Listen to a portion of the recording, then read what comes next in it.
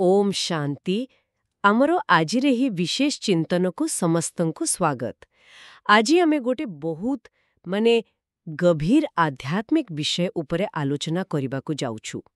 एहा हेउची 29 नवेम्बर 2025 रो मुरली। जो माने हुए तो एही शब्द सहित नुआ मुरली हेउची ब्रह्मा कुमारी परंपरा रे एक दैनिक दिव्य वार्ता।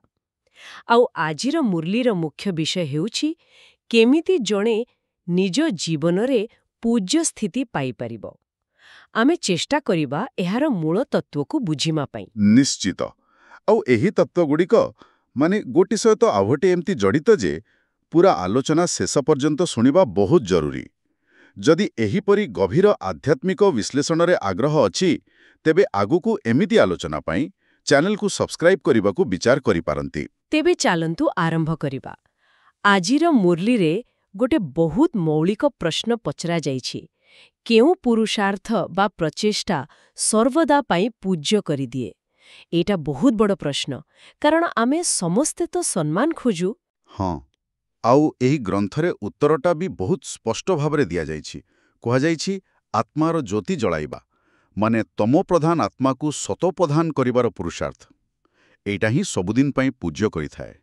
आउ एथरे जो माने अवहेला करंती से माने भविष्यत रे बहुत अनुताप करिवे, कारण जदि धर्मराजंक द्वारा दंड मिले तेबे से माने ओ पूज्य होई परिवे नाही। गोटे मिनिट रुहंतु। एठी किछि शक्तिशाली शब्द असला तमोप्रधान आउ सतोप्रधान। एटा टिके माने आम श्रोतांक पाई टिके सरल भाबरे बुझाई पारिबे कि? किछि उदाहरण दे? हाँ, एकदम एटा बहुत भलो प्रश्न। एहाको आमे गोटे बैटरी सहित तुलना करि परिबा।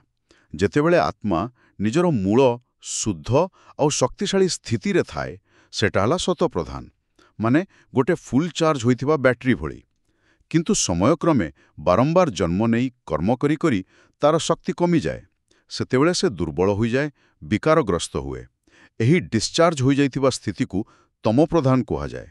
तेणु पूज्य हेबार अर्थ हेला सेही आत्मारूपक बैटरी को पुणी फुल चार्ज करिबा। अच्छा, ए बैटरी उदाहरणटा विषयटी को बहुत स्पष्ट करिदेला।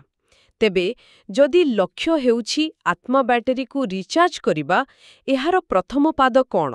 मूलदुआ कोठु आरंभ हुए? एहार मूलदुआ हेउछि देही अभिमानी हेबा।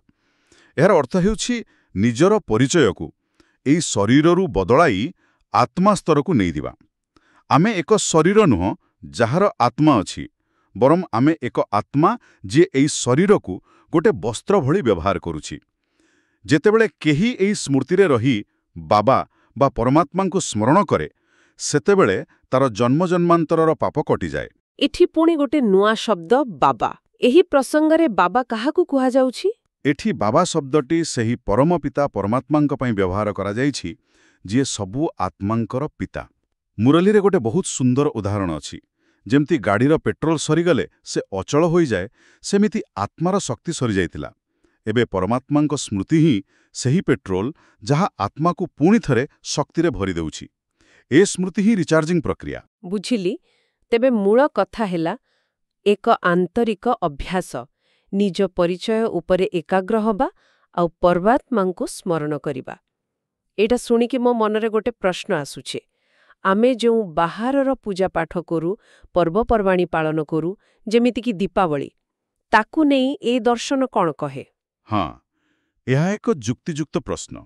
मुरली अनुसारे बाहारर पर्व जेमिति दीप जलाइबा किंबा बाण फुटाइबा एसबु हेउछि आर्टिफिशियल बा कृत्रिम।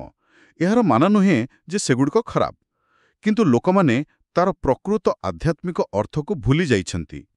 प्रकृत दीपावली हेउछि ज्ञानर तृतीय नेत्र खोलिबा, जहाद्वारा प्रत्येक आत्मा भितरे थिबा अज्ञानर अंगार दूर हेब। बाहारर दीप तो केवल सेई भितरर ज्योतिर एक प्रतीक मात्र। अच्छा, तेबे लोकमाने प्रतीक को पूजा करुछंती, किंतु ता पछर तत्व को हराई दैछंती। एकदम ठीक। मुरली रे लक्ष्मी पूजार उदाहरण दिया जाइछि। लोके धन पई लक्ष्मी को पूजा करंती। सेमाने लक्ष्मींकर चारि हाथ थिबा रूप देखंती, किंतु बुझंतिनी जे सेटा प्रकृति रे लक्ष्मी आउ नारायण दुहिंकर मिलित स्वरूप। लोके तांकरु धन मागंती, किंतु सेमाने केउ कर्म करी स्वर्गर मालिकाणी हेले से ज्ञान खोजंती नाही। ଏଇଟା ବହୁତ ମନଛୁଆଁ କଥା। ମାନେ ଲୋକେ ଫଳ ଚାହୁଁଛନ୍ତି, କିନ୍ତୁ ସେ ଫଳ ପାଇବା ପାଇଁ ଯେଉଁ କର୍ମ ଦରକାର ସେ ବିଷୟରେ ଜାଣିବାକୁ ଆଗ୍ରହୀ ନୁହନ୍ତି। ଏହି ଯେଉଁ ଭୁଲିଯିବା କଥା କୁହାଗଲା, ମୁରଲୀରେ ଜ୍ଞାନ ଓ ଭକ୍ତିର ଗୋଟେ ଚକ୍ର ବିଷୟରେ କୁହାଯାଇଛି, ସେଇଟା କ'ଣ? ହଁ, ଏହି ଦର୍ଶନ ଅନୁସାରେ ସମୟ ଗୋଟେ ଚକ୍ର ପରି। ଏହି 5000 ବର୍ଷର ଚକ୍ରକୁ ଦୁଇ ଭାଗ କରାଯାଇଛି, ଅଧାକଳ୍ପ ଜ୍ଞାନ ଆଉ ଅଧାକଳ୍ପ ଭକ୍ତି। ପ୍ରଥମ ଅଧା ମାନେ ସତ୍ୟଯୁଗ ଆଉ ତ୍ରେତୟା ଯୁଗରେ ଆତ୍ମାମାନେ ପୁରା ଶୁଦ୍ଧ, ସୁଖୀ ଆଉ ଜ୍ଞାନ ସ୍ୱରୂପ ଥାନ୍ତି। ସେତେବେଳେ ଭଗବାନଙ୍କୁ ଡାକିବାର କୌଣସି ଆବଶ୍ୟକତା ନଥାଏ। ଆଚ୍ଛା, ତେବେ ଏହାର ଅର୍ଥ କ'ଣ? ଏହା ଯେ ଭକ୍ତି କେବଳ ଦୁଃଖ ଆରମ୍ଭ ହେଲେ ହିଁ ଆରମ୍ଭ ହୁଏ? ଏହାକୁ ସେମିତି ଦେଖାଯାଇପାରେ। ଯେତେବେଳେ ଦ୍ୱାପର ଯୁଗରୁ ଆତ୍ମାର ଶକ୍ତି କମିବା ଆରମ୍ଭ ହୁଏ, ବିକାର ଆସେ, ଦୁଃଖ ଆରମ୍ଭ ହୁଏ, ସେତେବେଳେ ହିଁ ଆତ୍ମା ସାହାଯ୍ୟ ପାଇଁ ଉପରକୁ ଚାହେଁ ଆଉ ଭଗବାନଙ୍କୁ ଡାକେ। ଏଇଠୁ ହିଁ ଭକ୍ତିର ଆରମ୍ଭ। ଏବେ ଆମେ ସେଇ ଚକ୍ରର ଶେଷରେ ଅଛୁ, ଯୋଉଠି ଦୁଃଖ ଆଉ ଅଜ୍ଞାନ ଚରମ ସୀମାରେ ପହଞ୍ଚିଛି। ତେଣୁ ଏହି ପୁରୁଣା ଦୁନିଆରୁ ବୈରାଗ୍ୟ ରଖିବାକୁ କୁହାଯାଇଛି। ଏହି ପରିବର୍ତ୍ତନର ସମୟରେ ଥିବା ଲୋକଙ୍କ ପାଇଁ ମୁରାଳିରେ ଗୋଟେ ବହୁତ ସୁନ୍ଦର ଶବ୍ଦ ଅଛି, ରାଜଋଷି।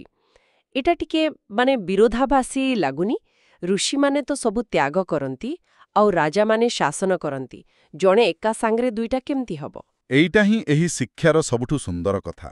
ଏଠି ରାଜ୍ୟର ଅର୍ଥକୁ ବଦଳାଇ ଦିଆଯାଇଛି।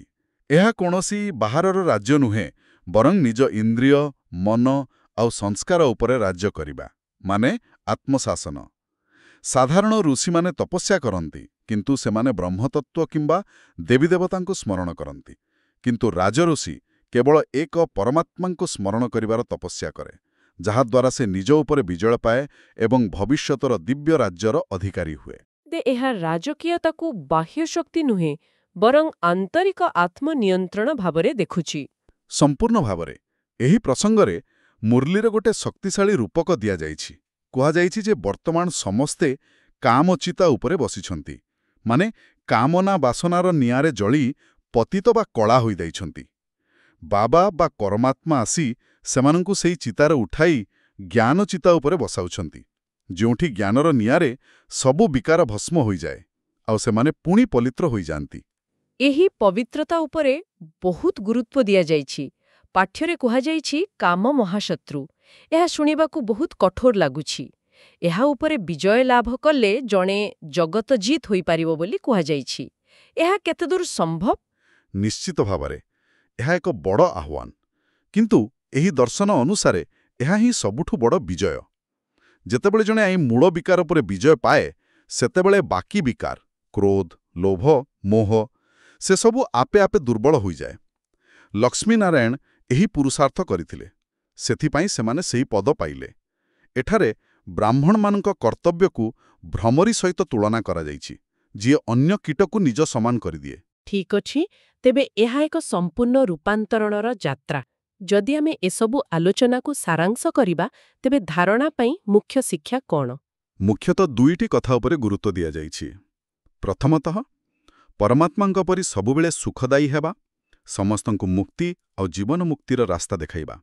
ଆଉ ଦ୍ୱିତୀୟରେ, ଦେହୀ ଅଭିମାନୀ ହେବାର ତପସ୍ୟାକୁ ଦୃଢ଼ କରିବା ଏବଂ ଏହି ପୁରୁଣା ଦୁଃଖମୟ ଦୁନିଆର ମୋହରୁ ନିଜକୁ ମୁକ୍ତ କରିବା।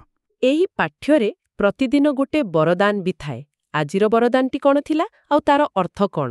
ଆଜିର ବରଦାନଟି ବହୁତ ସୁନ୍ଦର। ପ୍ରତ୍ୟେକଙ୍କ ବିଶେଷତାକୁ ସ୍ମୃତିରେ ରଖି ବିଶ୍ୱସ୍ତ ହୋଇ ଏକମତ ସଂଗଠନ ଗଢ଼ୁଥିବା ସର୍ବଙ୍କର ଶୁଭଚିନ୍ତକ ହୁଅ। ଏହାର ଅର୍ଥ ହେଲା, ଆମେ ଅନ୍ୟମାନଙ୍କର ଦୋଷ ଦେଖିବା ବଦଳରେ ସେମାନଙ୍କର ଗୁଣ ବା ବିଶେଷତା ଉପରେ ଧ୍ୟାନ ଦେବା ଉଚିତ। ଏହା ତ ବହୁତ ବ୍ୟବହାରିକ କଥା। ମାନେ କାହାର ଦୁର୍ବଳତା ଦେଖି ବିରକ୍ତ ହେବା ପରିବର୍ତ୍ତେ ତାର ଶକ୍ତିକୁ ଦେଖି କାମରେ ଲଗେଇବା। ଏହା ତ ଯେକୌଣସି ସଂଗଠନ ବା ପରିବାର ପାଇଁ ଏକ ସଫଳତାର ସୂତ୍ର। ନିଶ୍ଚିତ।